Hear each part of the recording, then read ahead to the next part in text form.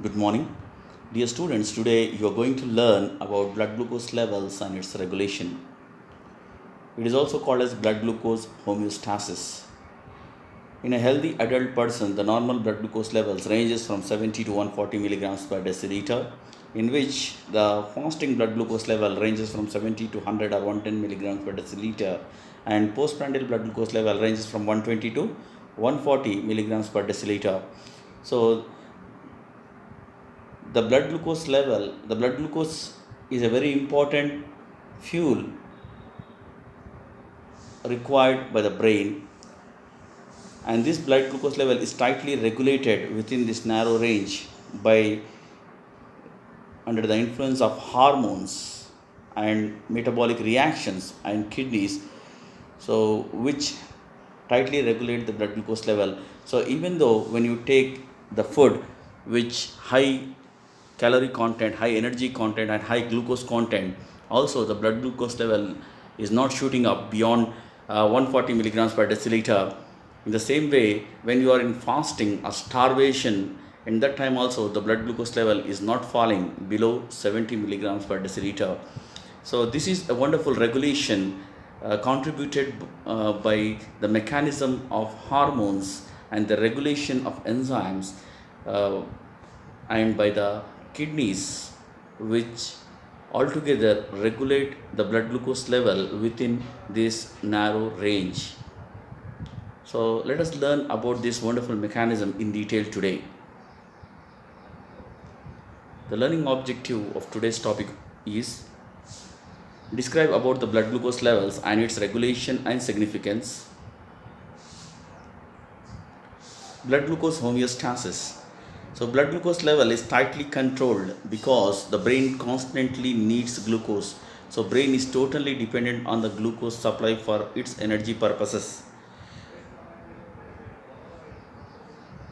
If this blood glucose homeostasis is altered, then it may lead to severe hypoglycemia, which can cause to coma and death.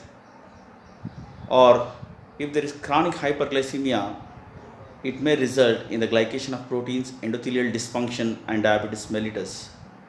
So it is very important to regulate this blood glucose level within the normal range so that these complications may not occur, should not occur.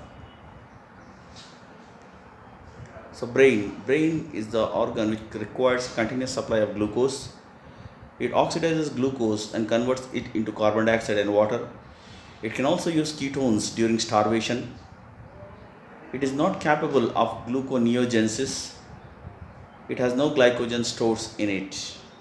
Hence, there is continuous and constant supply of glucose is needed by the brain for generating energy. Then factors maintaining blood glucose level. So there are the factors that leading to the depletion of blood glucose level. That means that removes the excess of glucose from the blood. So these factors are utilization of the glucose by the tissues for generating energy through glycolysis and TCA cycle. And furthermore, if excess amount of glucose is present in the blood, then it is diverted for generation of glycogen and fat through glycogenesis and lipogenesis. These are under the control of hypoglycemic hormone called insulin, which plays an important role in all these mechanisms. Then factors which cause entry of glucose into the blood.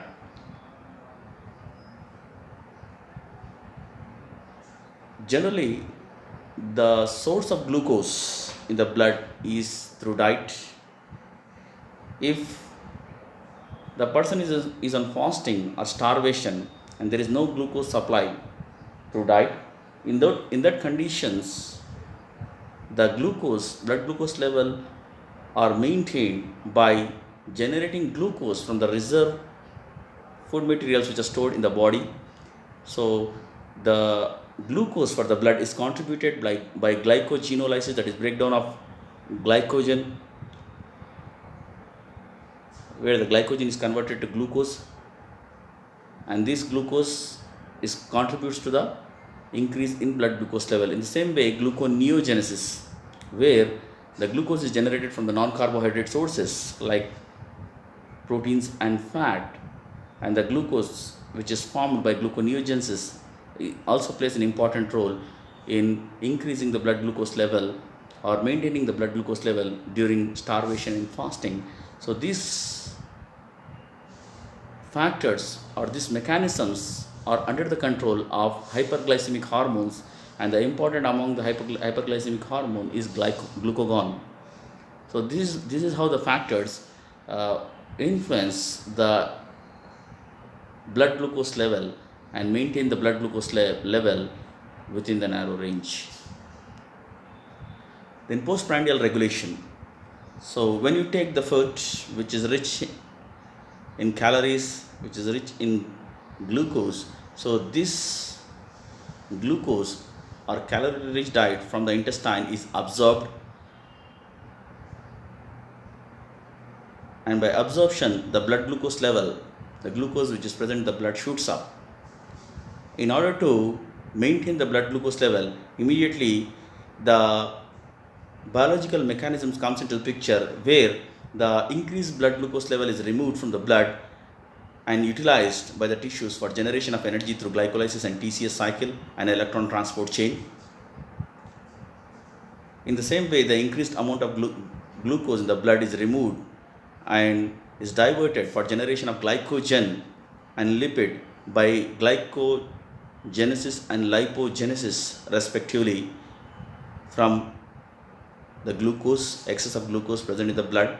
In this way, the excess of blood glucose level which is present in the blood is removed, and the blood glucose level is maintained in the normal range in postprandial condition. So this is known as postprandial regulation of blood glucose level. Once again, so whenever you take the carbohydrate rich meal or glucose rich meal, immediately there is absorption of glucose from the intestine and the blood glucose level shoots up, and this increased amount of blood glucose level is brought back to normal by removing the excess of glucose and utilize it by the tissues for generating energy in the form of glycolysis, TCA cycle and electron transport chain. And if further excess amount of glucose is available in the blood, then it is diverted for generation of glycogen through glycogenolysis and diverted for generation of lipids through lipogenesis, and the blood glucose level is brought back to normal and it does not exceed the normal range. So this is called as postprandial regulation of blood glucose level. Now let us see the regulation of blood glucose level during fasting.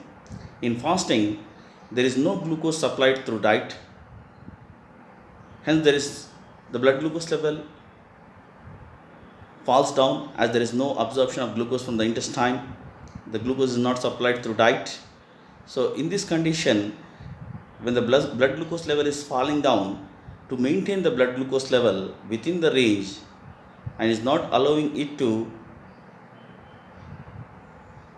go in hypoglycemia, the mechanisms like glycogenolysis, where the glucose is handed over to the blood by breakdown of glycogen through glycogenolysis, and gluconeogenesis, where the glucose is synthesized from the non-carbohydrate sources like proteins and fat, and this glucose is also handed over to the blood. This is how the decreased blood glucose level is maintained. So it is brought back to the normal range, and these mechanisms are not allowing the further decrease in blood glucose level. This is how the blood glucose level is maintained during fasting or starvation, and the energy during the fasting and starvation may be generated by lipolysis, by the breakdown of lipids, generation of fatty acid, and detoxidation of fatty acids may be the alternate source for the energy during the starvation or fasting conditions. So this is how the regulation of blood glucose occurs during fasting and starvation. So here is the complete picture where you can see the main source of glucose to the body to maintain the blood glucose in the normal range is diet.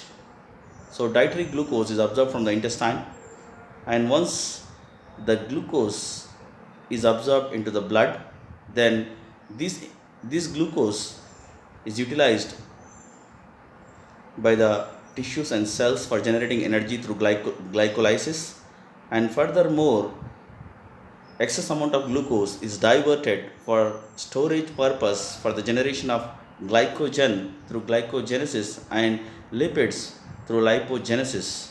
So this is how the blood glucose level is maintained in the postprandial condition. And during fasting, when the diet is absent, when there is no glucose supply through the diet, in those conditions also the blood glucose level is maintained by providing glucose to the blood in the form of glycogenolysis, where the glycogen is broken down and the blood glucose level is maintained in the normal range, and also by gluconeogenesis, where the glucose is generated from the non-carbohydrate source like fats and proteins and handed over to the blood, so that the blood glucose level does not falls during fasting or starvation up to some extent. So this is how the blood glucose levels are regulated during postprandial condition and during fasting or starvation. So the plasma glucose level depends on the balance between the glucose entering and leaving the extracellular fluid. So the blood glucose level maintained within the normal range, that is 70 to 140 milligrams per deciliter. If there is any problem in maintaining in this blood glucose level, then it is considered to be a diseased condition. So where the blood glucose level above the normal range is called as hyperglycemia, and if the blood glucose level falls below the normal range is called as hypoglycemia. After the intake of carbohydrate meal, the blood glucose level rises to 120 to 140 milligrams per deciliter. Factors involved in regulation of blood glucose are hormones, metabolic process, and renal mechanism. So the hormones play a very important role which regulates the blood glucose level by various metabolic processes, and the renal mechanism also contributes for maintaining blood glucose level by reabsorbing the excess amount of reabsorbing the glucose which is filtered by glomeruli in the tubules, and this reabsorbed glucose is handed over to the blood, which is also an important source for maintaining the blood glucose levels. So let us learn about them one by one in detail. So hormonal regulation. The two major hormones controlling the blood glucose levels are insulin and glucagon. Insulin is the one and only hormone which is concerned with decreasing the blood glucose level, hence it is called as hypoglycemic hormone. In the same way, glucagon is the hormone which is concerned with increasing the blood glucose level, hence it is called as hyperglycemic hormone. Apart from glucagon, there are many other hormones which are also hyperglycemic in nature. They may be adrenocorticotropic hormone, cortisol, thyroxine, growth hormone, etc. So the hormonal regulation consists of two things, that is hyperglycemic hormones and hypoglycemic hormones. The hyperglycemic hormones like cortisol, glucagon, epinephrine, growth hormone, thyroxine are responsible for increasing the blood glucose level. On the other side, the hypoglycemic hormone is one and only the insulin which is responsible for decreasing the blood glucose level. So this is how there is a balance between the hormones. So one side it increases the blood glucose level, on the other side by the action of insulin the blood glucose level reaches back to the normal levels. So this is the reciprocal control of insulin and glucagon on homeostasis. So whenever there is high blood glucose levels, so these increased blood glucose levels sends its signals, and by these signals the beta cells of pancreas are activated, and releases are stimulated and release the hormone, that is hypoglycemic hormone insulin. This insulin acts on various metabolic processes, like it inhibits glycogenolysis, it inhibits gluconeogenesis, it inhibits ketogenesis, it inhibits lipolysis. So by acting on these metabolic processes, the hormone insulin decreases the blood glucose level. So when there is the blood glucose level falls, or when there is decrease glucose level in the blood, then it sends signals to the alpha cells of pancreas, and alpha cells of pancreas get stimulated and it releases glucagon, which is hyperglycemic hormone. This hyperglycemic hormone is responsible for increasing the blood glucose level by activating the glycogenolysis, by activating gluconeogenesis, by activating ketogenesis, and by activating lipolysis. This is how they both act antagonistic to each other. So, on the one side, the hypoglycemic hormone tries to decrease the blood glucose level. On the other side, the hyperglycemic hormone tries to increase the blood glucose levels. This is the structure of the insulin, how the insulin is synthesized, and after the post-translational modification, the insulin is a dimer. It consists of two peptides. Each peptide consists of A and B chains, where A chain has 21 amino acids and B chain has 30 amino acids. The two chains are linked by a pair of interchain disulfide bonds and one intrachain disulfide bonds. So there are three disulfide bonds. There are a pair of interchain disulfide bonds and one intrachain disulfide bonds. The C peptide has 35 amino acids and is cleaved during post-translational modifications. So this is how the insulin structure looks like. So insulin release. In a 24-hour period, 50% of insulin is secreted is basal, and the 50% is the stimulated secretion of insulin. The main stimulator for the insulin secretion is increased blood glucose level. The amino acid also stimulates insulin release, especially lysine, arginine, and leucine. This effect is augmented by glucose.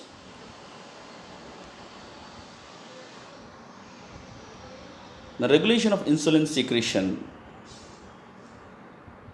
So whenever there is increase in blood glucose level, then these blood glucose levels stimulates the beta cells of pancreas to release the hormone insulin, and the insulin secretion is increased. So this increased insulin secretion acts on metabolic processes and increases the transport of glucose into the cells, decreases gluconeogenesis, decreases glycogenolysis, and brings the blood glucose level to the normal range, or it decreases the blood glucose level. With the decrease in blood glucose levels, the insulin secretion is also decreased. So this is how the blood glucose level and insulin are both interdependent on each other for the secretion of insulin by feedback mechanism. So increased blood glucose level stimulates insulin, and decreased blood glucose level decreases the secretion of insulin. Maintenance of blood glucose in fasting state, that is hypoglycemic condition. Glucagon secretion. So stimulation of glucagon secretion, whenever the blood glucose level falls down, or the blood glucose level reaches below 70 milligrams per deciliter or around 70 milligrams per deciliter, it is an important stimulator for the release of hormone glucagon from the alpha cells of pancreas. The high levels of circulating amino acids, especially arginine and alanine, are also stimulates the secretion of glucagon. Catecholamines and cytokinins, gastrin and GIP also stimulates the glucagon secretion.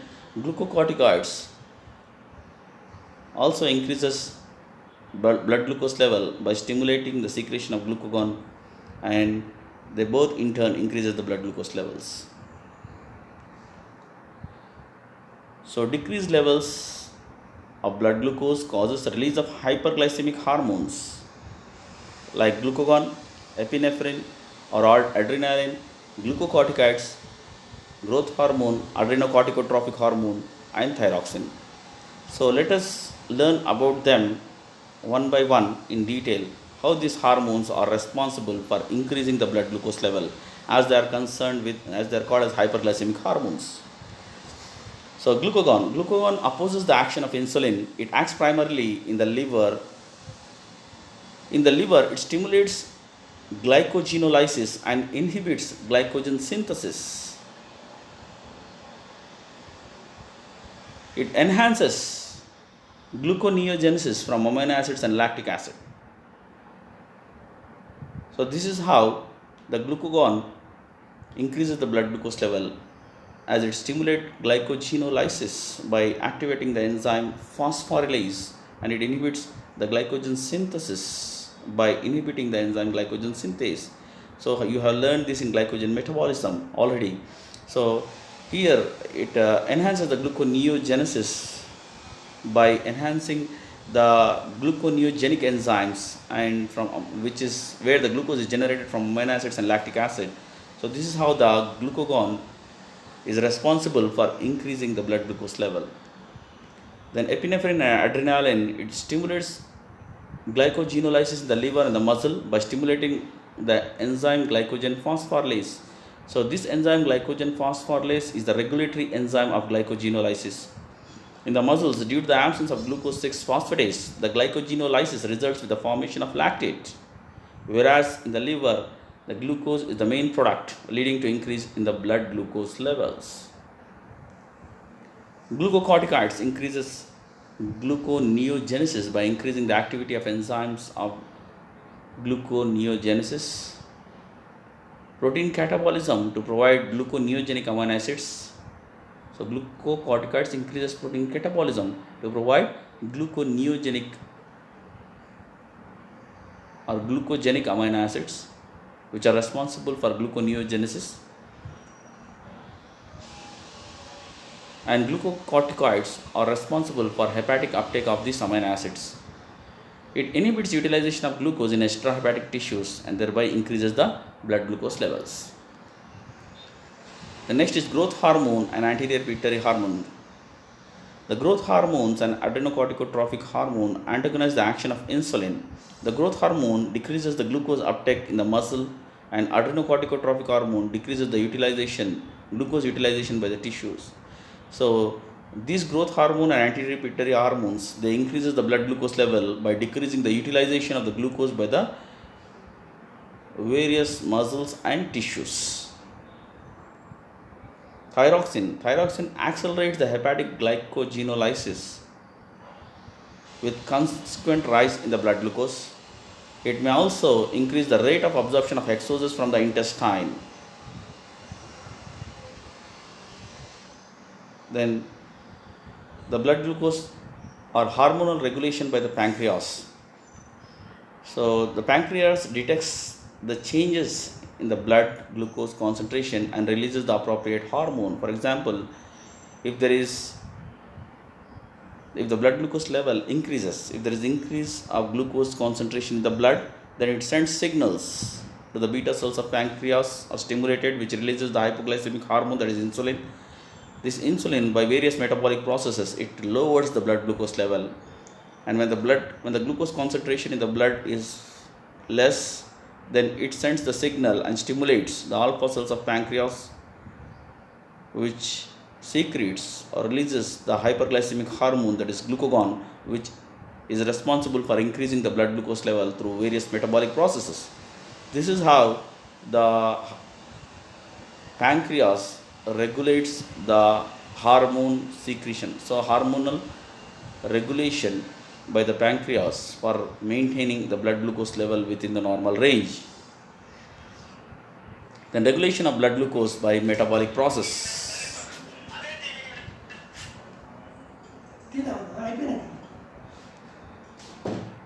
Hormonal regulation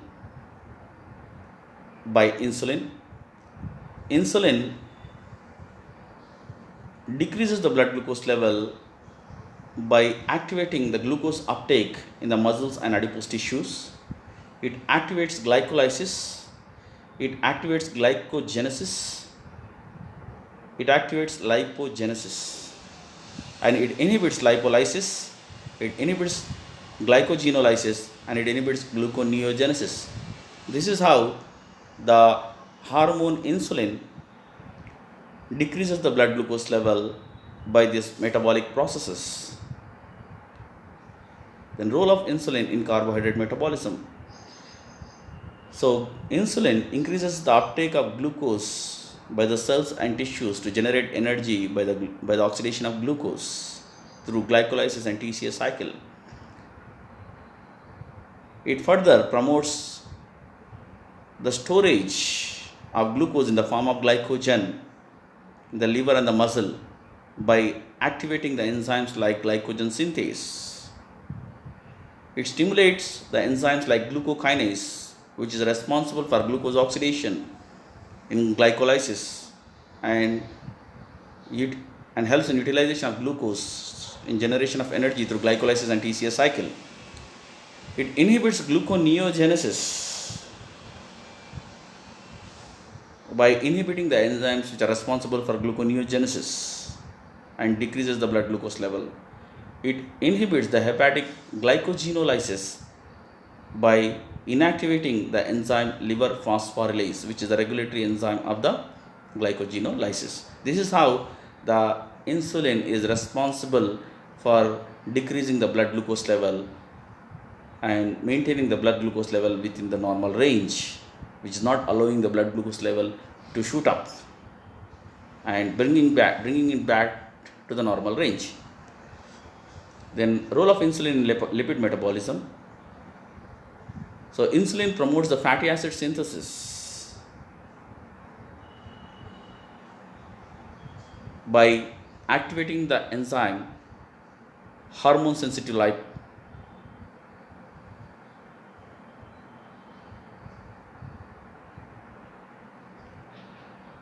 Insulin promotes the fatty acid synthesis. It stimulates the formation of triacylglycerol. The triacylglycerol are incorporated into very low density lipoproteins and are transported to the adipose tissues for storage. And insulin inhibits the enzyme hormone sensitive lipase, which is responsible for lipolysis. Thus, insulin is responsible for decreasing of fat utilization and mobilization. So it is a lipogenic hormone. So by all this mechanism, we can say that insulin is a lipogenic hormone. Insulin, role of insulin in protein metabolism and growth. Insulin increases the transport of amino acids. It increases the mRNA translation and new protein synthesis. So insulin has a direct effect on ribosomes and it inhibits protein catabolism. So this is how the insulin is responsible for protein synthesis. So insulin is a hormone which is responsible for the synthesis of proteins also. So insulin resistance. So insulin resistance is mainly associated with obesity,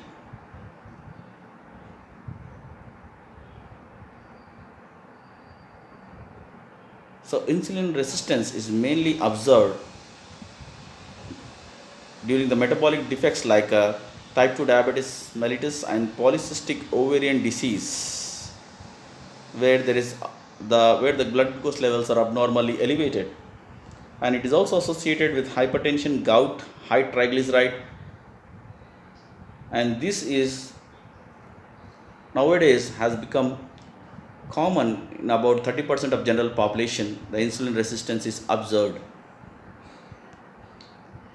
So glucose homeostasis, where you can see the high blood glucose level are stimulating the beta cells of pancreas, and due to the stimulation the beta cells of pancreas are releasing insulin. So this insulin is responsible for the synthesis of glycogen from glucose and thereby decreasing the blood glucose level. So the fall in blood glucose level is responsible for the stimulation of alpha cells of pancreas. So this low blood glucose level stimulates the alpha cells of pancreas for the secretion of hormone glucagon. So this glucagon is responsible for breakdown of glycogen and converting glycogen to generate glucose, so which increases the blood glucose level. So this increased blood glucose level again stimulates the beta cells of pancreas for releasing insulin. So it is a cyclic process. This is how the glucose homeostasis is maintained by the two very important hormones. They are insulin and glucagon. The regulation of blood glucose level. The glucose is the major source of energy for the cells. Blood glucose regulated by insulin and glucagon. So where the increased blood glucose level stimulates the release of insulin. So this insulin increased secretion of insulin is responsible for increase in glycogenesis and thereby decreases the blood glucose level. So decrease in blood glucose level is responsible for the secretion of glucagon, and increased secretion of glucagon is responsible for glycogenolysis. With the breakdown of glycogen, the glucose is released, and this glucose is responsible for elevating the blood glucose level. And further, this stimulates again the insulin secretion. So this is how the blood glucose levels are regulated by these hormones. So insulin is an anabolic hormone and glucagon is a catabolic hormone. So this statement can be supported by these metabolic reactions or processes where insulin is responsible for synthesis of glycogen. Insulin is responsible for the synthesis of lipids, lipogenesis. It increases or stimulates lipogenesis. It increases or stimulates protein synthesis. But on the other hand, the glucagon works opposite to it. So glucagon is responsible for the breakdown of glycogen, that is glycogenolysis. It stimulates lipolysis, that is breakdown of lipids. It is responsible for breakdown of proteins and liberating the amino acids, and from these amino acids the glucose can be generated by gluconeogenesis. So the insulin is anabolic hormone which is responsible for the synthesis and generation of glycogen, lipids and protein. On the other hand, the glucagon is considered to be a catabolic hormone which is responsible for breakdown of glycogen, generation of glucose, breakdown of lipids and generation of energy and glucose, and breakdown of proteins and generation of glucose from the amino acids. This is how they both act opposite to each other, in which the action of insulin is considered as anabolic and action of glucagon is considered as catabolic.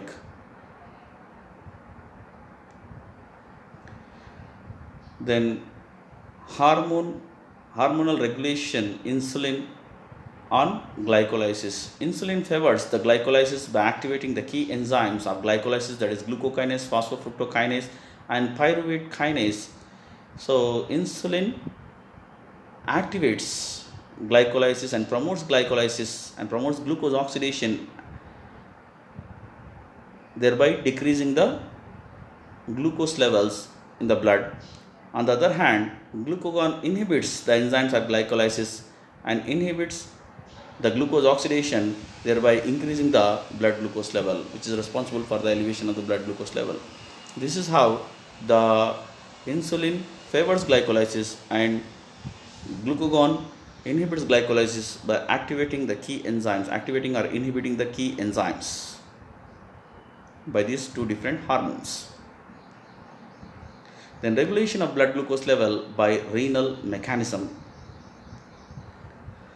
Renal control mechanism.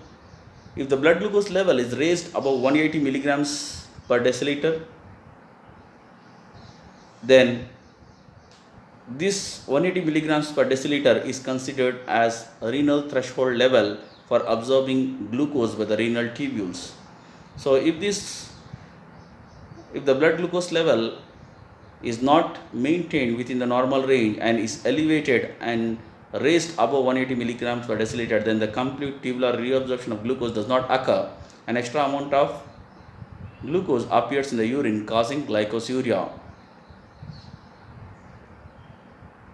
So this may be called, or this may be considered as diabetic glycosuria, because increase in blood glucose level is generally related with the diabetes. So, and these increased levels of blood glucose level once reaches beyond the renal threshold level, so it is responsible for glycosuria, and this glycosuria is called as diabetic glycosuria. Then renal regulation, the glucosuria occurs when renal threshold of the glucose is exceeded. So there are three terms important to understand, that is tubular maximum, renal threshold and glycosuria. Tubular maximum is the maximum amount of glucose that is reabsorbed by the renal tubules in 1 minute is called as tubular maximum, and its value is around 350 milligrams per minute. And renal threshold is the threshold level of the glucose in the blood beyond which the kidneys or the tubules are unable to reabsorb the glucose, that is 180 milligrams per deciliter. So below 180 milligrams per deciliter, the kidneys and the nephrons are able to reabsorb the glucose and hand it over to the blood. The total reabsorption of glucose occurs, but beyond 180 mg per dl, so there is the kidneys becomes overloaded, and that's why there is passage of glucose in the urine, which results in glycosuria, and this kind of glycosuria is called as diabetic glycosuria. So glucosuria occurs when venous blood glucose concentration exceed 180 milligrams per deciliter. So glycosuria, excretion of detectable amount of sugar in urine, is known as glycosuria. Glycosuria results from the rise of blood glucose level above the renal threshold level, that is 180 milligrams per deciliter. Glycosuria may be due to the various reasons on the basis of which it is classified into following types, that is alimentary glycosuria, renal glycosuria and diabetic glycosuria. The alimentary glycosuria occurs when there is a rapid absorption of glucose from the intestine in a short span of time, which is responsible for shooting up of glucose. It occurs in hyperthyroidism and gastrectomy. So alimentary glycosuria is the glycosuria which occurs due to the rapid absorption of glucose from the intestine within a short span of time, which is responsible for shooting up of glucose, and in this condition there is glucosuria is observed, and this is called as alimentary glycosuria, which is observed during hyperthyroidism as well as in gastrectomy. Then second one is renal glycosuria. Renal glycosuria is a type of glycosuria where the blood glucose level are within the normal range, but there is the defect in the tubules which have to reabsorb the glucose after the filtration from glomerulus. So due to the defective reabsorption of the tubules, even though the blood glucose levels are in the normal range, but due to the defect in the tubules, they are unable to reabsorb the glucose completely. So there is defective tubular reabsorption, which is responsible for renal glycosuria, even though the blood glucose level is in the normal range. Then the third one is diabetic glycosuria. So this diabetic glycosuria occurs in diabetic condition where the blood glucose level shoots up beyond the normal range and it exceeds beyond the renal threshold level, that is 180 milligrams per deciliter, and beyond which, as the renal tubules are overburdened or overloaded, hence they are unable to reabsorb the glucose completely from the tubules, and the glucose is found in the urine. So this type of glycosuria is called as diabetic glycosuria, which occurs when the blood glucose level shoots up beyond the renal threshold levels and is responsible for glycosuria. So diabetic glycosuria. So these are the three different types of glycosuria, that is alimentary glycosuria, renal glycosuria and diabetic glycosuria. Then maintenance of glucose in the fed state, that is hyperglycemic condition. Increased blood glucose level, that is hyperglycemia, occurs after each meal. These increased levels of blood glucose releases or stimulates the insulin, and insulin reduces the blood glucose levels in the number of ways. So this is how the insulin reduces the blood glucose level. So it stimulates lipogenesis, it stimulates glycogenesis, it activates the transport of glucose in the muscle and the adipose tissues, it stimulates glycolysis, it stimulates protein synthesis, it inhibits glycogenolysis, it inhibits the protein catabolism, it inhibits gluconeogenesis, it inhibits lipolysis. So this is the various mechanisms, systems affected by the insulin for decreasing the blood glucose level and bringing back the glucose in the normal range. Then the effect of glucagon. So the glucagon increases the blood glucose level by the breakdown of glycogen by increasing the activity of enzyme glycogen phosphorylase. It decreases the glycogenesis by decreasing the activity of enzyme glycogen synthase. In the same way, it increases gluconeogenesis by activating the enzyme like phosphoenol pyruvate carboxykinase, and it decreases glycolysis by inactivating the enzymes like phosphofructokinase, and it activates lipolysis by activating the enzymes like hormone sensitive lipase. So this is how the various hormones, that is insulin and glucagon, by different metabolic processes, they regulate the blood glucose level, and they does not allow the blood glucose level to move beyond the normal range. So they control the blood glucose level to be in the normal range both in fasting as well as in well-fed conditions. So this is how the blood glucose level are maintained within a normal range, which is a very wonderful mechanism. So this is the assignment on today's topic, that is blood glucose homeostasis. You need to complete this assignment and send it back to me on Telegram.